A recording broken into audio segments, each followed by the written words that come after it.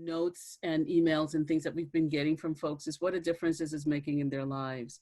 And we realize that those notes come to us, and that a lot of you who have been doing this work for 6, 8, 10 weeks, however long it's been, don't necessarily get to hear from your colleagues, except for maybe when we open it up for questions and things like that. We thought it was really important for people to share what they're learning, because it's through that learning that the difference happens. That learning is about what you are now internalizing, that's taking the place of what was there. So the deeper you go into your own understanding of race and racism and how it's set up, and all the historical stuff that we've covered over all these weeks, and the way that that affects us today, the deeper the learning becomes. And I think that at this point it's important to point out the fact that a lot of people want to jump right to the healing piece without the historical piece. And I always remind people that, when you go to the doctor wants your history, because it's hard to figure out what's going to heal you if we don't have the history, or you could get the wrong medication, right? And that'd make things even worse. So there's that part of it. But when it comes to the institutionalized piece around race, it's important to understand that we have laws. Remember, it's institutional, right? We have laws that have been put in the books hundreds of years ago, that are still affecting us today. And I'll give you an example. One of the things that I've heard over time is around redlining, and how people buy houses, and who will show you what houses where, and that kind of thing. So I've had conversations with people where they say, well, that doesn't happen anymore, so we have laws that are against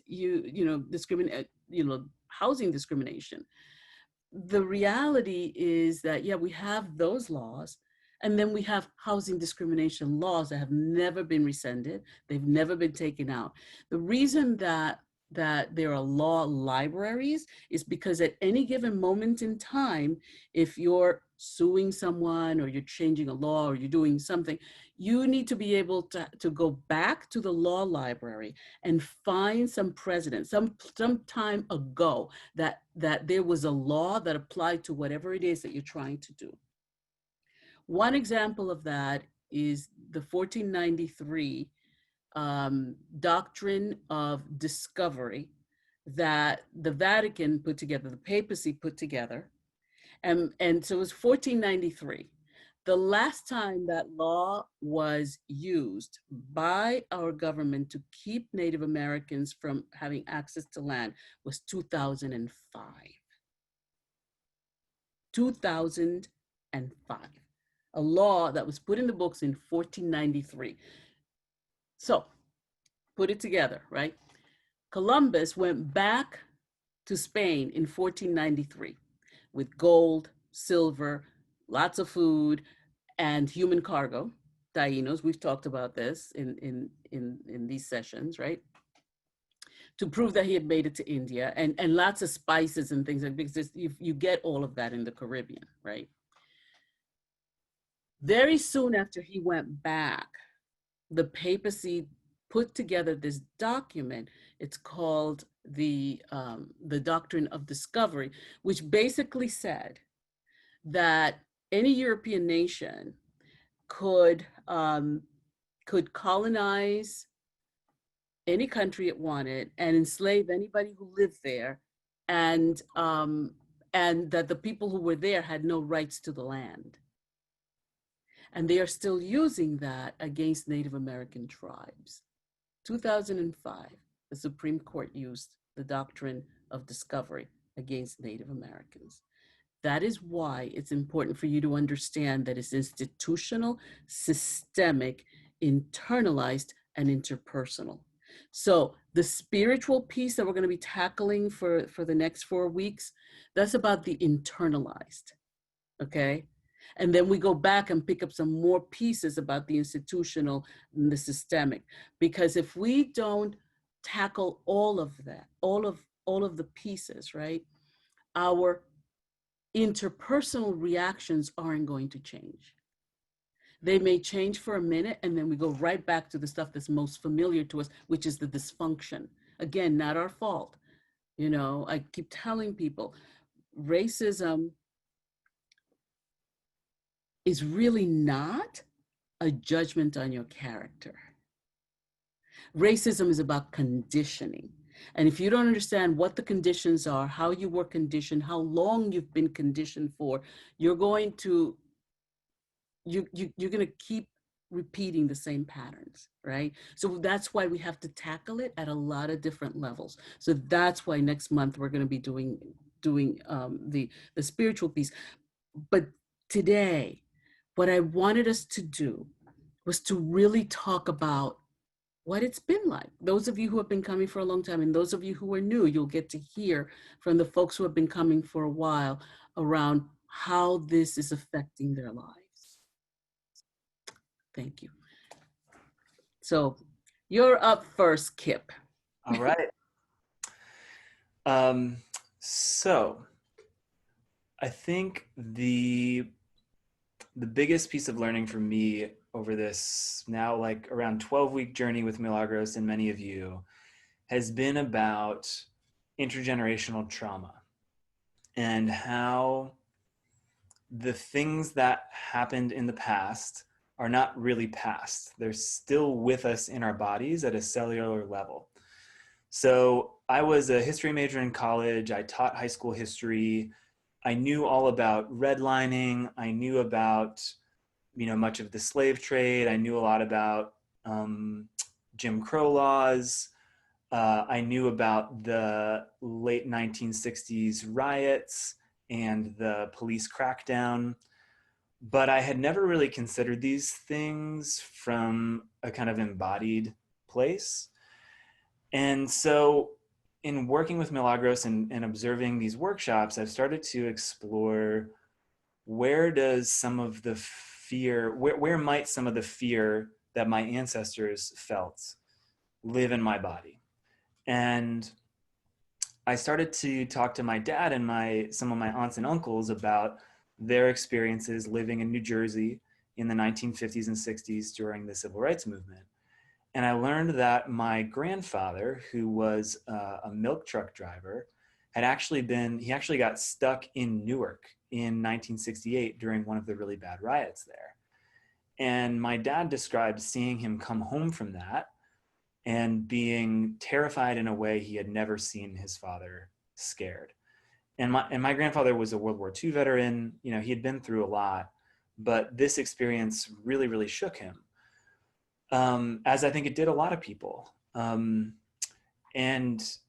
the riots of the late 60s were part of how they were part of the trend of whites leaving cities, fleeing to the suburbs, and taking with them a lot of the accumulated wealth from centuries of passing down wealth through their families. The riots also led to much more restrictive and militant police practices. But again, I had never really considered how this might have affected my grandfather and his body, how it might have affected my father and his body, and how that might have been passed down to me. And so in exploring some of that, I realized that even walking through Washington, D.C., where I live, sometimes walking through Black neighborhoods or mixed neighborhoods, I would have a fear response. And I feel ashamed to even admit that because it makes me feel like I'm a racist. But we all have racial conditioning and we all have inherited trauma around racism. So I understand in a deeper way that it's not really my fault, and that I can choose to consciously heal some of that fear response that I have, breathe through it, stay grounded in my body, and then start acting out of a different place. So I got to kind of test this out when I had some conversations with my parents this summer about the riots and the protests in Minneapolis, which is where I grew up. So George Floyd was murdered there. That's what kind of, kicked off the whole series of workshops in my working with Milagros here. And so, there was a lot of protests, there was a lot of rioting, and my parents, who are, pretty progressive liberals, aligned politically with a lot of the things I believe in, they understand that racism still exists and there are, structural impediments to equality. But I was hearing in our conversations about what was happening in Minneapolis a lot of fear and even some suggestions that they were going to leave the city. And I was at first so infuriated with them because I was like, I can't believe you're considering doing what your parents did in New Jersey. Like, this is what got us into this mess in the first place, was the fact that when the going got tough, white people said, nope, we're out. We're getting out of here. We're just going to take our stuff and we're going to self-segregate, and we're going to keep what we have and preserve safety at all costs. But I was able to stay present in the conversation in a new way because of these workshops and this training. And I was able to hear the fear in their voices and think about and empathize with just the reactions that were probably happening in their body because of their own experiences with race and because of some of the inherited trauma. And, like a lot of kids with their parents, I've oftentimes had really like judgmental, confrontational arguments with them about political issues where I'm like, well, you just don't get it. And I just start bombarding them with facts and sending them articles and forwarding links and all this stuff. But I've come at it in a different way this time because I have a lot more compassion for where they're coming from, even though I don't necessarily agree with the viewpoints. And I feel like there's been a definite shift in the conversations between us, and my parents are no longer considering moving. They're committed to staying in the city and doing what they can in their professional circles and in their personal work and with the resources that they have to, help build something better. Because ultimately, if we want to move through this together as a country and not just repeat the same patterns over and over again, we're going to have to hang in there together. And that's going to take a lot of patience and persistence and compassion for self and others. So that's a little bit about how this work has been changing my life. I have a lot more to say, but I think I'll just wrap it up there and hand it back over to the group for discussion. Thank you, Kip. Thank you. Yeah. Who else would like to share? Just open up your microphone.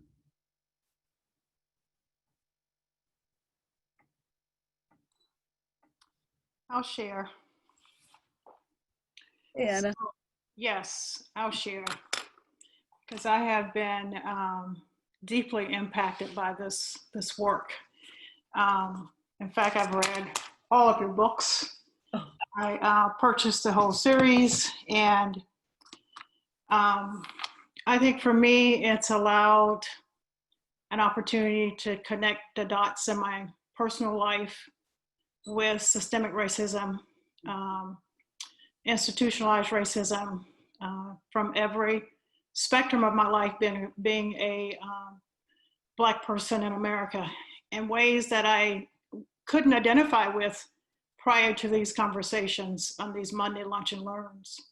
I could see clearly pay discrimination from a corporate perspective, and that racism came at me as a female and as a Black American in the corporate arena. My pay was anywhere from $20,000 to $25,000 below my white coworkers doing the same corporate job that I was doing. My work, my ideas, basically stolen and accredited to other people. And so it's been an emotional journey for me, and that my kids went to private school, and needless to say, that was the most harmful thing that I could have done for them, not knowing how harmful it was for them to be in that environment where they really weren't welcome. And their treatment, being bullied for who they were. And so it's been very emotional journey for me. And so at this stage, I think this is probably my seventh. I think I came in the second week that you started. So at this stage, what rests in my body is that unrest to speak. As I began to recognize the racism for what it is, as I move about in my being now, versus how I moved about prior to these lunch and learns. But it's when I come across folks who do not believe that systemic racism exists, but they're all for the movement. They're all for helping us in some way. I am retired, and so I do a lot of volunteer work. My husband and I do a lot of nonprofit work. Now it's, how do I begin that conversation? How do I cross that bridge with all that I've learned and all that I know, and cross it in a way that we begin to mend and just be transparent and honest with each other, right? White people don't like to talk about this at all because they take it so personal. Well, it's very personal to us as well, right? We're on the other end of this.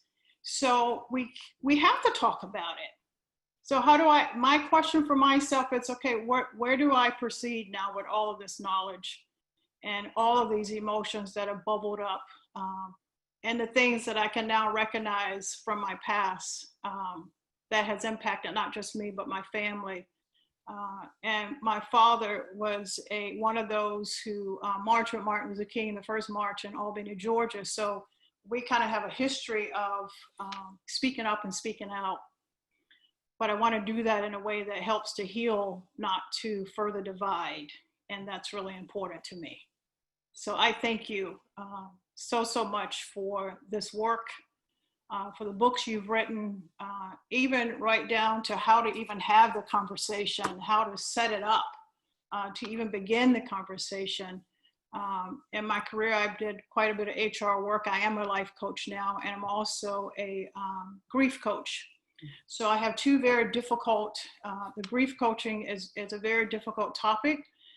It's very deep, it's very emotional, but it's very much needed. We avoid grief like we avoid racism. And so it's been a wonderful journey, but a very emotional journey, and recognizing where all of this rests in my body and what I need to do to begin to process these emotions that bubble up in me, and then how I communicate forward beyond this point. What do I do with what I've learned? So that's I'm at that critical point. So thank you so much. Yeah, thank you so much. Yeah, consider joining us next week. What was our lunch and learn is simply going to move to 8 o'clock. That's the only difference. And we're going to be looking at the internalized stuff and how to move through that. So, it's open to everyone. Anyone can join.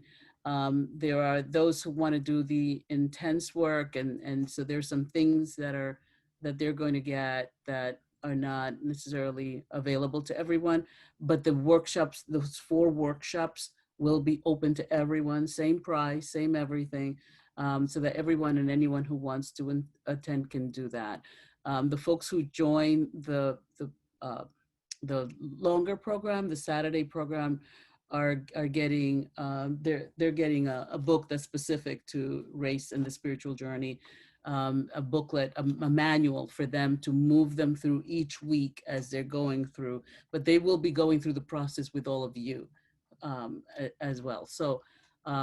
So consider that, because that's all about, taking all the learning and going deeper. That program is only available to folks who have at the very least taken one of these workshops, or they can rent the trauma videos available, right, Kip? We have a trauma video that we need for you to watch if you have not been coming to these programs and you want to join us during the month of October. So thank you so much, Anna. I appreciate your sharing. All right, who's next? I'll speak. Hey, kid, how are you? Hi. It's it's been profound in that I began this uh, really not knowing how to speak to my friends of color or speak to what I really believed and felt after um, George Floyd was murdered, and I didn't expect for this to be such a painful um, journey into my own myself and the ways that you know I saw race at the beginning much through the lens of feminism and sexism. I know it's, you know, I knew it well, but it's not the same. But it's kind of really called on me to find a way to speak, and that's where I started with. I couldn't speak to my friends in a way that didn't feel completely patronizing or just useless. And I guess I found through this that there's a lot of ways that I have a narrative of I can't speak. I was a victim of child abuse, my father, and so that has surfaced in this journey too. But I know but it's something you said early on, and I heard it again this morning in a meditation I was doing, that it's real but not true. Like we said about racism, it's real. You cannot minimize it or dismiss it because it's not real, like be magical thinking about it. It's real, but it's not true. Yeah, race is not real. It's a myth, but racism is real. It's real, but it's not true. But you have to, it's like that balance, and it's really so much space there to, okay, I have this pain. I have cousins who are African American that I know the reason I didn't even know they existed until recently was they were just excised. My aunt was excised from the family. So I, like what Kip shared about his family, I have deeply in my family. I also did not feel to the degree that it's in my body. Mm-hmm. But that this work allows me to feel how painful it is and feel like I am crying, and it's good, you know, because this is a spiritual journey, but it's also one of action. So I feel like I need to find my voice in this, and so I'm really proud of that, and I feel energized by that. So thank you. And something else I wanted to say, and that's something I find myself as I'll start talking and I forget. It's like goes. So I think I need to keep practicing, right? But I see, I become aware in my little incubator and my co-op. Like I see when the conversations, when they're embedded in supremacy and lack of compassion, the way people go, and I've been able to voice something, and I have companions on the board, or we all agree, so we're able to like push that back compassionately. No, we're not going to put a sign, wear a mask or we'll kill you. You know, it's like we're not doing that.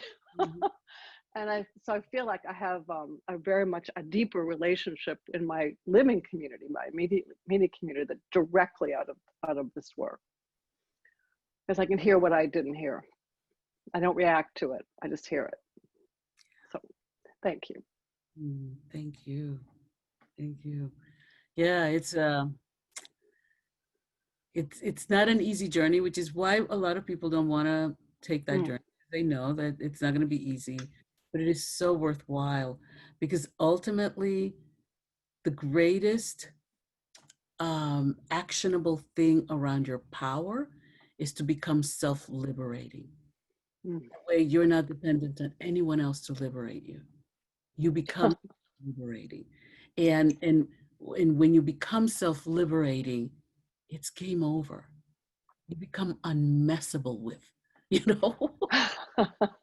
You know, like nobody can mess with you because you know where your freedom lies. And because you know that and you start to live it, other people begin, like literally your frequency changes, and it changes the frequency of everyone and everything around you. There's nothing more powerful than being self-liberating. So thank you for sharing that. Thank you. And thank you to everyone. All that you have said, everyone said so far is just, I'm moved that we're in this conversation. Thank you. And remember to allow the grief to come up and tears to come up. Because see, the problem that we never really talk about is that the stuff lives in you anyway. Okay. All that this work does is it brings it to the surface so you can finally heal it. All right. But we're all walking around with it like this, you know, like keeping it down, keeping it down. And it's like, you know, so what happens when you open your mind, body, spirit, and emotions to this work, the emotions come up, of course, and the tears come up. You know, we call tears a shower from your soul, right? That we need to allow those emotions because they're part of the journey. They're part of what needs to happen for the internal cleansing to happen. I always tell people that if we clear the channels, people institutionalize justice and love. But without that, they're not going to do it. They're just not going to do it. They're just going to keep repeating the same stuff over and over again, which is why we're trying to get as many people to come and get this level of information. Like, this is a little bit different because we need anti-racists on the planet. We just do. We need people to be against this stuff, right? But this is healing racism. It's completely different. It requires a completely different set of skills, a different strategy. You have to get out of your head, into your body, and then even be taken beyond that so that you can access new information that you can then bring back. It's kind of like Einstein said, you can't solve your problems with the same mind that set it up, okay? So we got to go somewhere, get a different mindset, and then come back with a whole new set of ideas and new ways of doing and thinking. So thank you all so much. That's great. All right, who's next? I'll share. Sure. Thanks. I made a list because I feel like there's so many things that I have learned during this time. One of the first things that you shared, because I think I've been to almost every one of your trainings, my team's on as well. And oh, that's great. That racism being carried for those generations in our body. I know a lot of people have said that, but I think I just have to echo that because I think there's just a huge, deeper understanding now of the internalized piece that you talk about, and starting to witness that in myself and witnessing that in conversations with loved ones that I would have used to have without thinking. And now when those conversations come up, I can see why I don't want to be a part of them anymore. And I see what's wrong with them. I would be one of those people who I think is a product of learning only about Rosa Parks and Martin Luther King Jr. And that was it. Mm-hmm. You know, I grew up in Idaho, which is a very red state. And I lived in New York City the last 11 years. And it's just crazy how much you don't know. And so I feel like learning about the history has been the biggest gift. Because we're also taking a lot of anti-racism trainings, our team is. But there's this beautiful gift that you have given us to be able to give us context that's really been stolen from everyone for as long as we can remember, for hundreds of years, as you know. And so I think having that context, I feel embarrassed to say it here, but I don't want any of those emotions to keep me from having these conversations. And so I think everything about redlining, like I would be one of those people who, first of all, didn't really realize, and second of all, would have been like, well, that wouldn't happen today, right? But of course it does.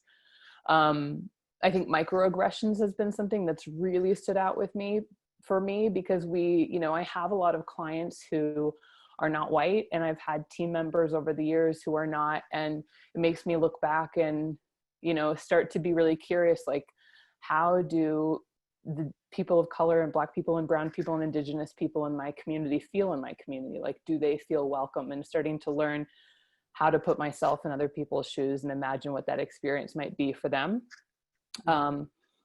White privilege, I mean, my husband and I continue to have a lot of conversations about what are all the things and choices we wouldn't be making right now, or would be afraid to make, you know, how to be afraid for him to drive somewhere, to be afraid to have a family because who knows, to worry that we couldn't get a mortgage.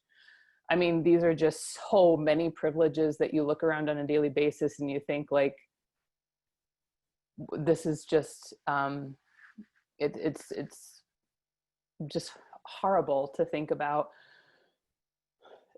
going around and walking through this life and just not being aware that it's all a privilege, right? Like, they've had every reason in the world to be able to have opportunities other people don't have. So there's a really deep awareness of that, and working through the emotions that come up as you do realize that are really huge.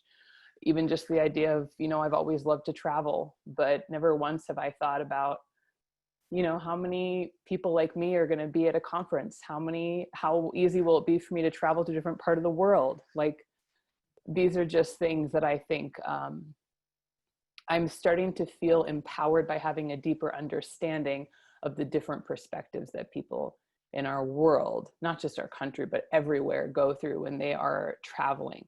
And I think the biggest gift you've given me, which it's just an emotional thing, as we all know, I haven't been someone historically who has been, you know, naturally compassionate or empathetic.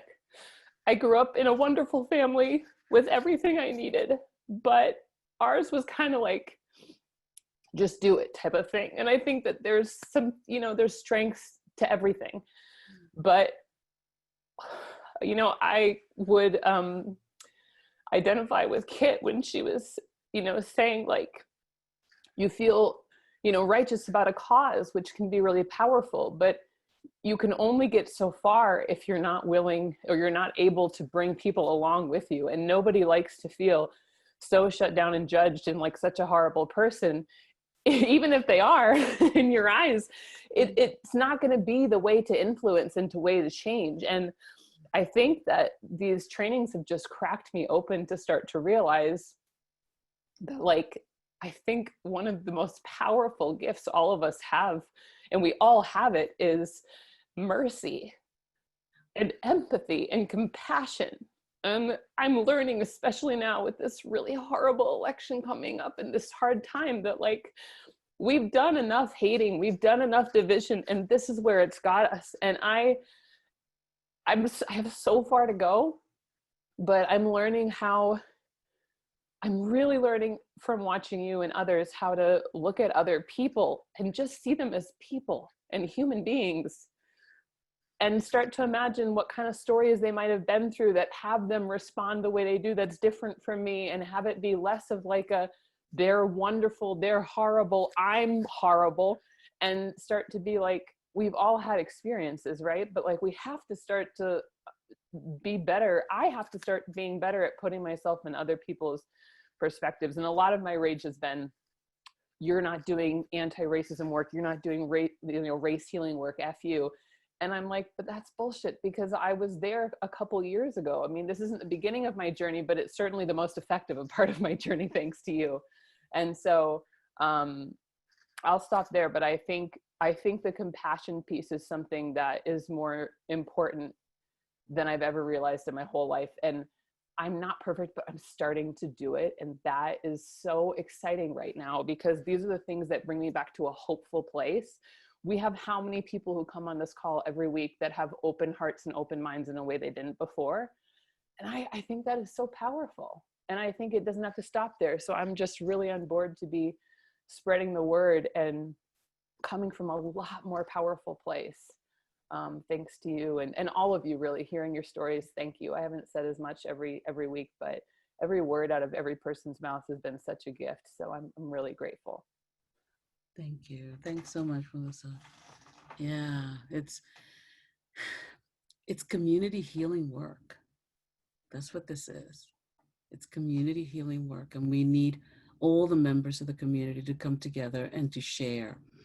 And we need to be able to hold each other, not just accountable, but to hold each other in compassion and that deep understanding that people don't know what they don't know. And that there's trauma in everybody's closet, right? Trauma that they may not even be aware of, but they still act out of it because it's decontextualized trauma. And so, so having the ability to do that and to build that reservoir what it does beyond what it can do for other people. It does something in your body, right? Because we talked about how the body makes a chemistry for everything, including hatred, right? And it also makes a chemistry for love and joy and fulfillment and self-awareness and self-love and self-compassion and self-forgiveness. It makes a chemistry for all of that. And those are different chemistries, right? So if you get nothing else out of this work, is choosing where you're going to stand, choosing what you're going to feed, right? Like where are you going to put your energy? And what kind of energy do you want your body to build? So, just really important to just kind of just to stay awake and stay aware. This morning I was writing something about for a project that we're putting together that we think will be helpful to all of you, and we'll announce it hopefully next week. We've been working on it for a while, but one of the things that I was so aware of was giving people the information about the difference between anti-racism work and healing racism work. No matter how much anti-racism work you do, you're still going to have to, at some point, do some healing racism work, because the healing is needed. It is sorely needed. And that is, that brings us to a completely different level of awareness. So thank you. All right, who's next? I'm not going to be as articulate as Mel or Kip, but I first want to say how grateful I am for this. It's just been incredible. It's overwhelming, and I feel it in my body for sure. But I want to say that I'm so appreciative. And one of the things that I've learned among many is that in your book, the 8 essentials to race conversation, I think one of the things that really spoke to me was that real work on race is the work of the heart, and that the issues about race are very emotional, which we all feel, obviously, physically. And if we're ever going to change people's hearts, we need to appeal to their emotions. And for the past couple of years, I've worked with a group of women. That's how I learned to use Zoom. We're called the Journey to Light, and we've been working on connecting to the divine and our light, which on a physical level and through meditation and visualization and just conversation. And this group has been a lifesaver for me in the we've had in the last 4 years. And I just am so appreciative of your work. And the other group that I'm doing, the woman that leads it is an emotional healer, and she's doing a race program starting next week for a whole year, once a month for a year, which I'm doing as well.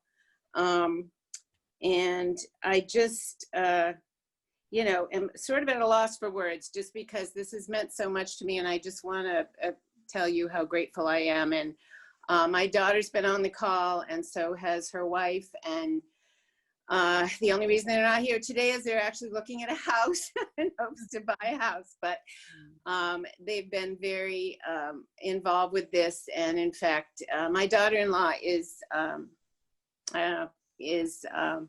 Lauren Abrami. So you know Lauren. And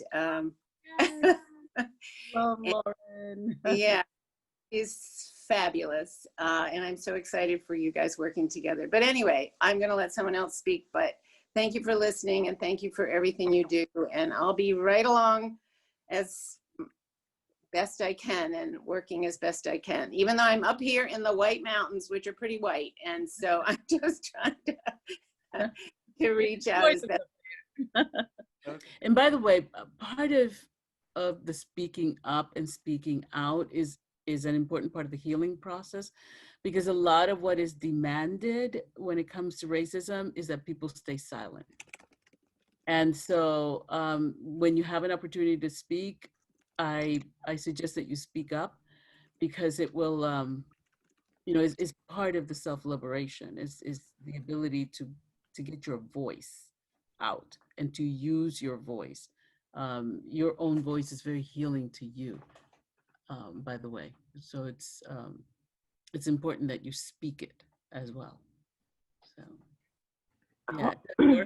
I'll share. Hi, Corey. Hey, can you hear me okay? Yes. Okay. And Kip, no worries. It feels like this is meant to be, that we're supposed to be sharing in this group context today.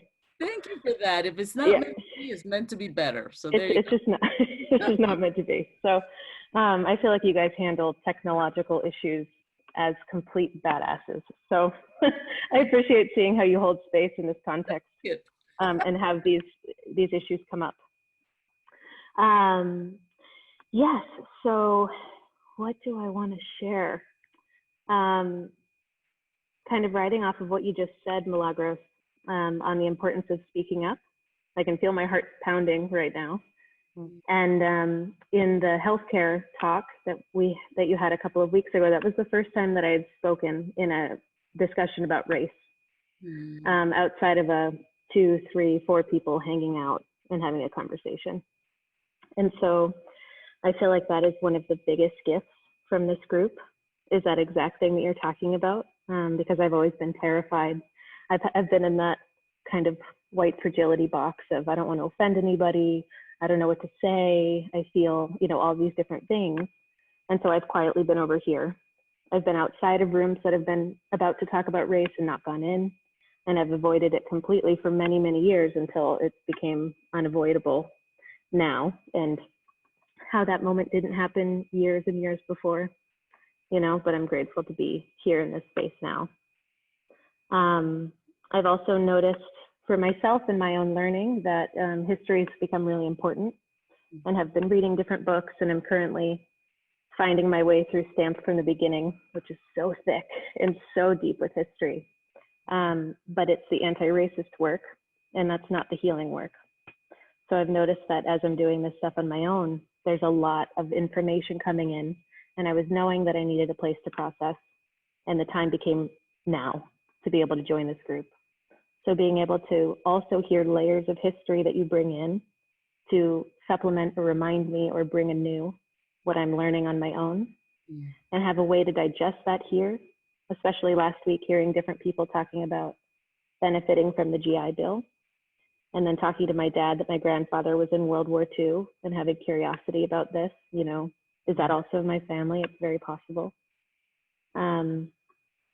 It really allows for another level in me, that it's slowly opening, this healing part. But this is what I was looking for in doing this work. And I'm incredibly grateful to be in this space with everyone who's showing up, and also the way that you're holding space. That the last woman, I think it was Mary, who just shared from the book, that something about race is healing from the heart. And I really, really feel that in the way that you deliver this information, where I've also been in other spaces where perhaps there's a different tone, and that's also perfectly fine. But the way that it's just so freaking beautiful in such a challenging topic, that I walk away always feeling jittery, like I need to go for a walk or do something, but it's good. Like there's love strewn throughout it. So I'm really excited to carry on with this work. And oh, last thing.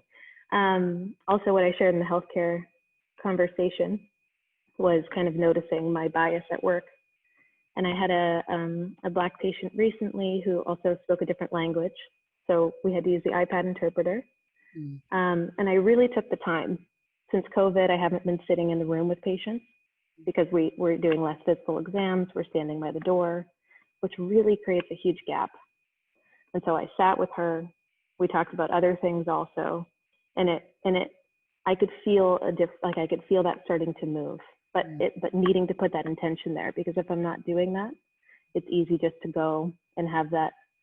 There's no, the effort is necessary, essentially. So I appreciate that feedback, and I'm looking forward to learning more with you and everybody on this call. Thank you. Thank you so much. Yeah.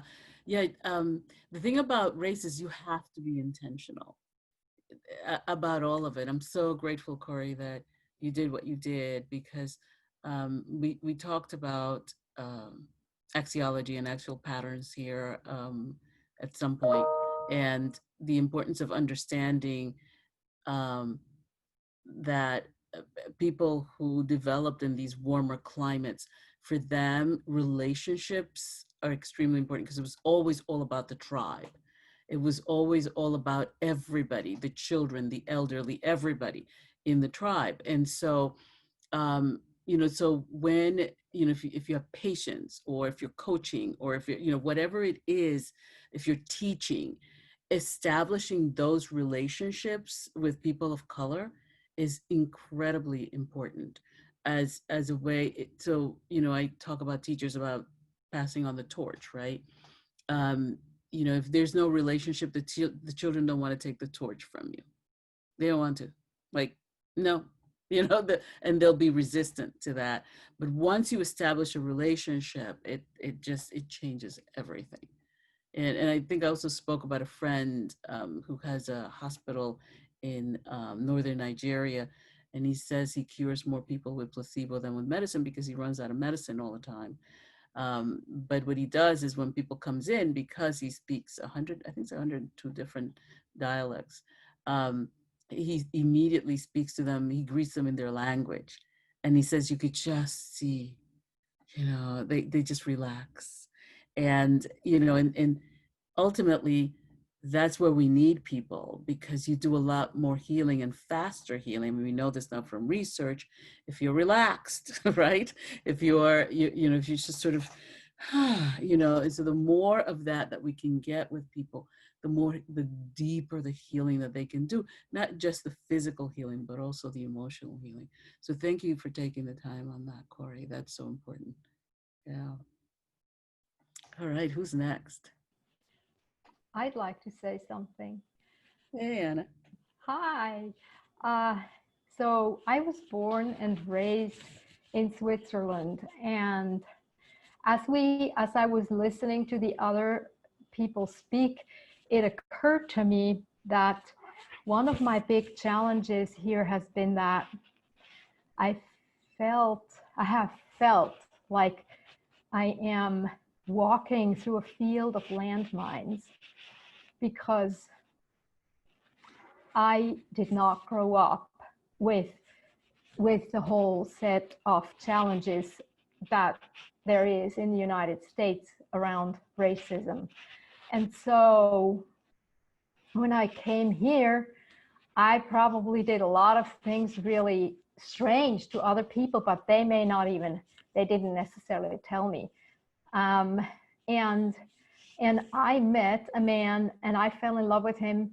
I fell in love with a man, but he happened to have black skin.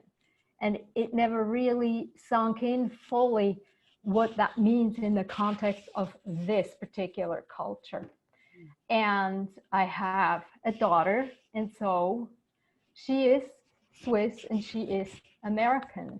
And I'm learning and healing a lot of the fact that she is treated Black in this culture, and what that means for her as she is struggling through this whole thing. This has triggered a lot for her, because she feels that caught between two worlds in a sense, because she's acutely aware now of all the privilege she has had because of my family and because of me, but also the whole world her father is a part of. And so I have done for months, actually for years, I have done my own work, but it's mostly been listening to books, reading books, having discussions, but it's always very brainy, very left brain. And I understand a lot about the history and a lot of details. However, being in this space here, things can heal.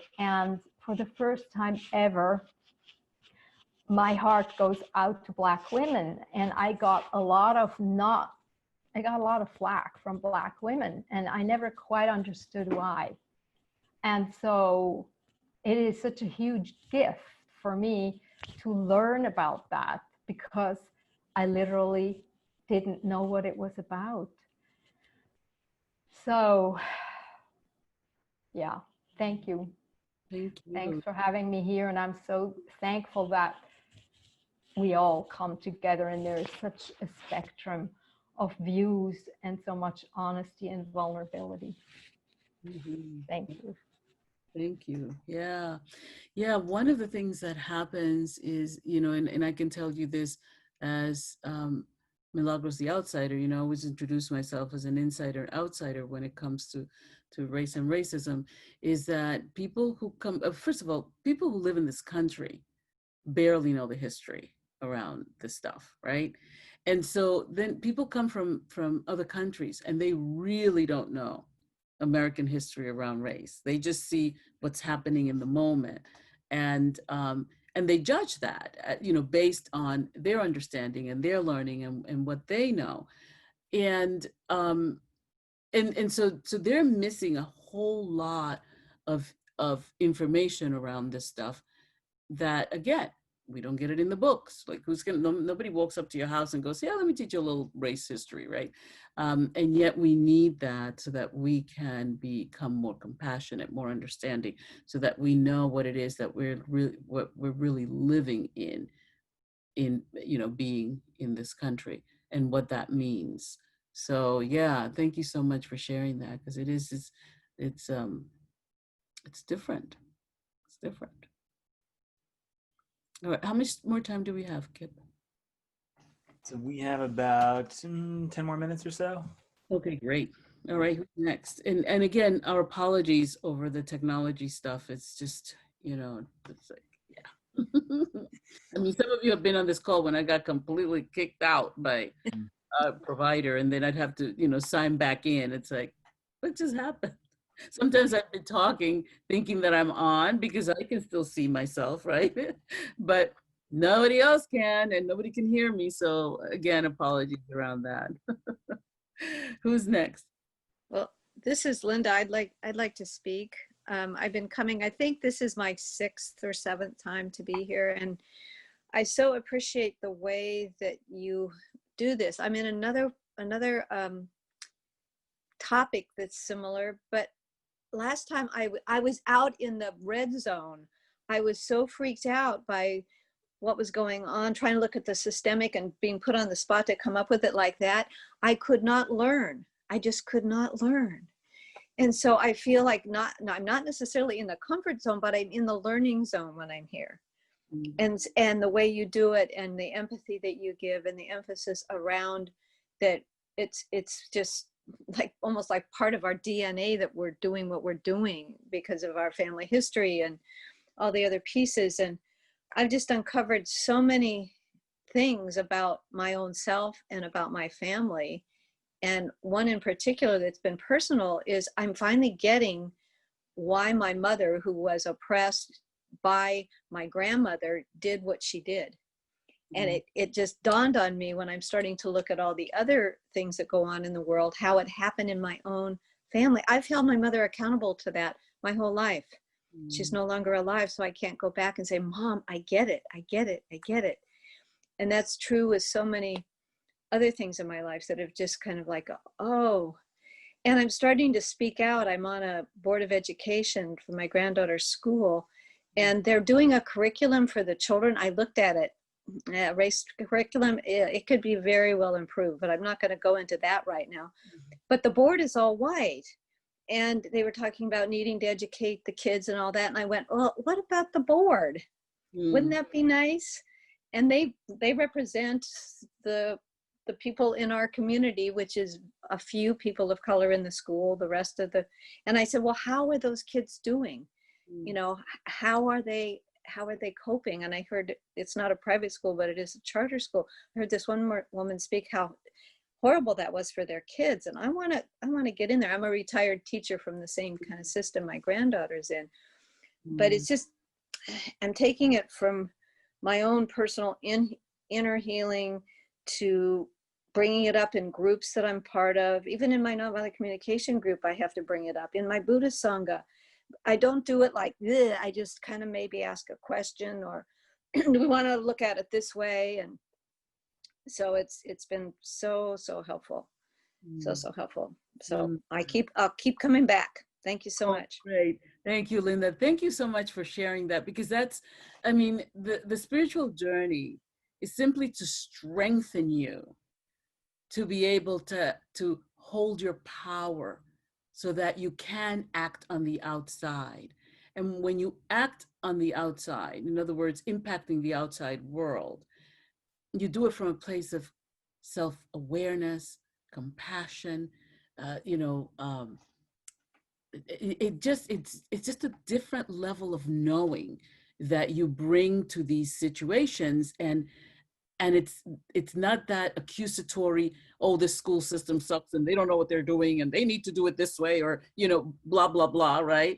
But it's the asking the leading questions, right? That get people thinking about, oh, I never thought about what it might be like for those 2 or 3 children of color that are the only ones in our school, kind of thing.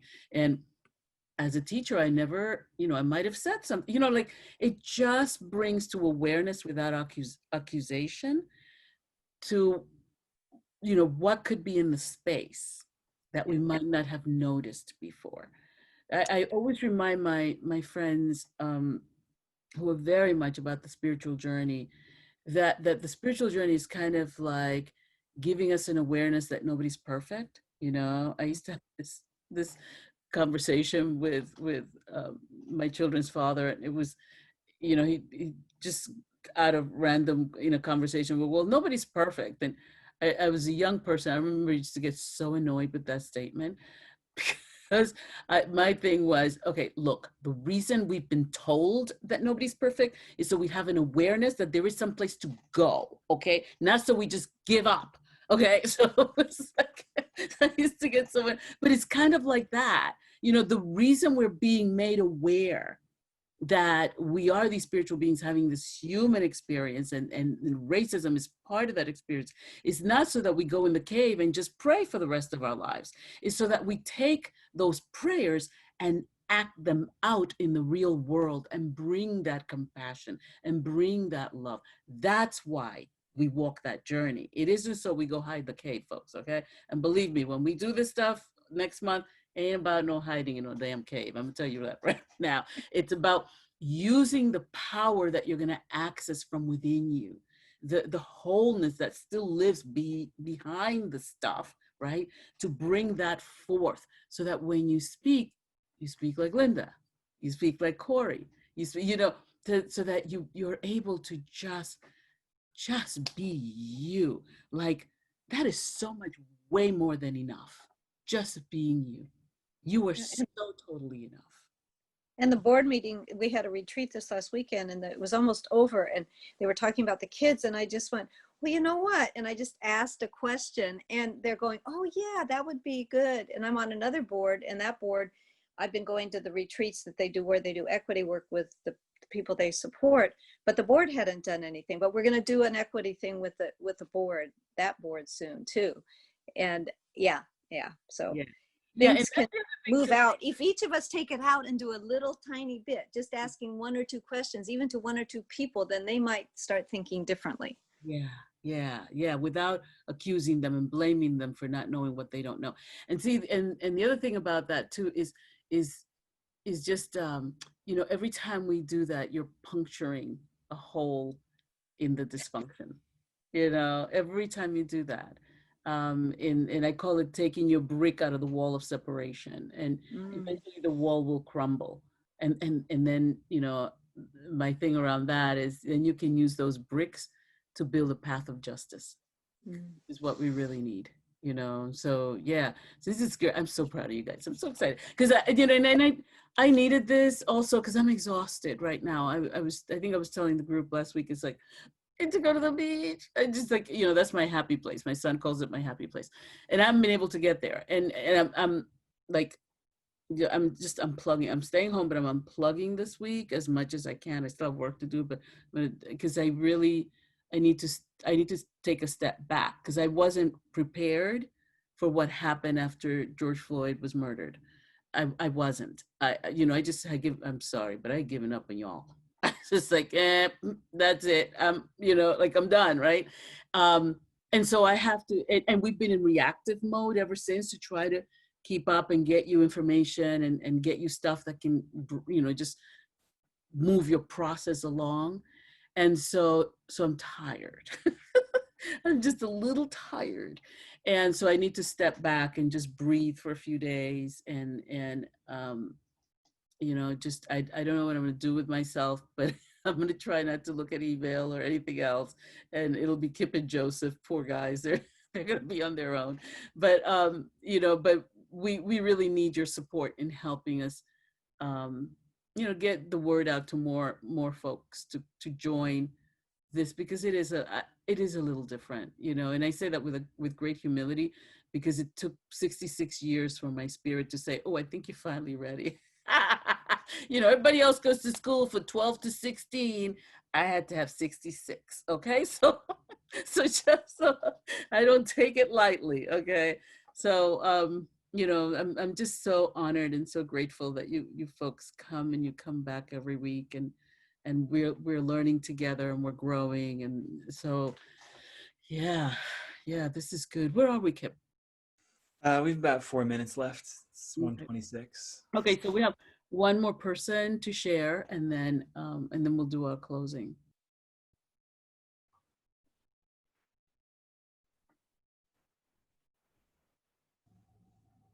I can share. Great. Hi, I'm Laurie, and you know, partly to echo, but to build on things that some other folks have said. I think for me, I mean, there's been so many aspects of these sessions that have been valuable, but I still really remember from the very beginning, or I think it was the second session, maybe, the grief lens. And, you know, to what Anna was speaking about, we avoid grief so reflexively and deeply in this culture. Oh no, where'd she go? Oh, Laurie. I think we lost her, Kip. The avoidance. There you are. Okay. Oh, we sorry. lost for a while there. Oh, I don't know why that always happens. So anyway, I love the way that you equated that with the avoidance we do of racism.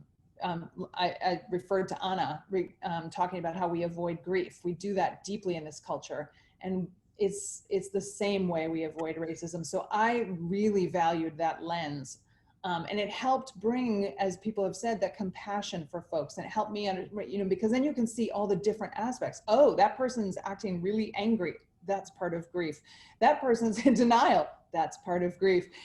It just all helped sort of like fall into place and make sense, and allow me to meet people where they are and with compassion. And so I think that's part of that, building bridges and sort of, you know, reaching out to someone and helping invite them in and bring them into the conversation. So I really, really value that. And the stuff you taught us about axiology as well. Some of the history piece I've gotten in other places. I value it here, but I hadn't heard about the axiology. So again, so much richness that is filling out the conversation. I appreciate it. Thank you. Thank you so much. Yeah, we what I found, like what you're getting literally is my own healing journey. you know, like the things that helped me to heal and to transform and to see myself as a valuable part of this world, because that's how nature created me. And to hold myself in value, right? Um, and so a lot of what I learned was that there were missing pieces. I had holes in my learning, and I needed to fill those holes, and that helped me to feel more whole. So yeah, so that's why, and also because I mean the 2-day seminar is structured the way that, like what you're getting here is a version of that 2-day seminar, only in, you know, much deeper and in much more detail, because we do something new every week. But I have that structured in a specific way because it follows a path of healing. And when we do that 2-day, you know, by the end of the second day, I mean, I've had some hardcore, particularly men and some women as well, but really hardcore guys that have come through that process, and they're like blown away by it because they suddenly, you know, like they see things differently. And that's, we go back to the Einstein thing, right? They start to see things from a different perspective, and that allows people to move through the process of transformation. So where are we, Kip? I think this is it, huh? This is it. We're just about out of time. Yeah. Yeah. So Good. I'm going to Yeah. drop some links and info in the chat for folks about the upcoming programs. And if you want to get in touch, I'll say for myself, thank you so much for your sharing today. It's been wonderful to spend time together, and thanks for the forgiveness around the breakout rooms. Sometimes things just don't work out, but it's been really good to be together. Yeah. Thank you all so much for joining us.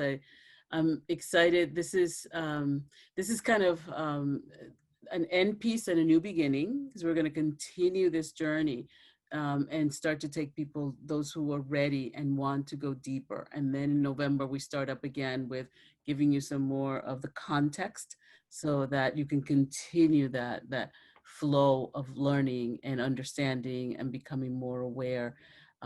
But mainly, I want you to be more self-loving.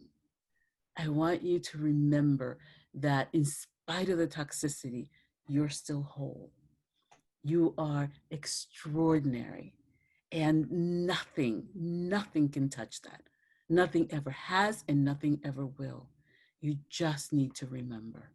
So I love you guys. Thank you so much for being with us. Kip, you're a love. I'm so grateful to have you in my life, and Love so you. grateful Thank that you're on this journey with me. Love you too, sweetie. All right. Everyone. Thank you. Open up your mics and say hi and bye, and I'll see you next week.